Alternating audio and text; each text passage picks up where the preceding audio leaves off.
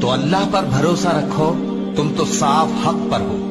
کچھ شک نہیں کہ تم مردوں کو بات نہیں سنا سکتے، اور نہ بہروں کو جبکہ وہ پیٹ پھیر لیں آواز سنا سکتے ہو، اور نہ اندھوں کو گمراہی سے نکال کر رستہ دکھا سکتے ہو۔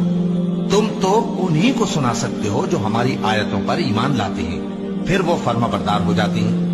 اور جب ان کے بارے میں عذاب کا وعدہ پورا ہوگا تو ہم ان کے لیے زمین میں سے ایک جانور نکالیں گے جو ان سے باتیں کرے گا۔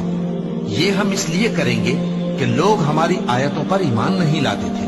اور جس روز ہم ہر امت میں سے ایک بڑے گروہ کو جمع کریں گے جو ہماری آیتوں کی تکذیب کرتے تھے، پھر ان کی جماعت بندی کی جائے گی، یہاں تک کہ جب سب آ جائیں گے تو اللہ فرمائے گا کہ کیا تم نے میری آیتوں کو جھٹلا دیا تھا، حالانکہ تم نے اپنے علم سے ان کا احاطہ تو کیا ہی نہ تھا؟ بھلا تم کیا کرتے رہتے تھے؟ اور ان کے ظلم کے سبب ان کے حق میں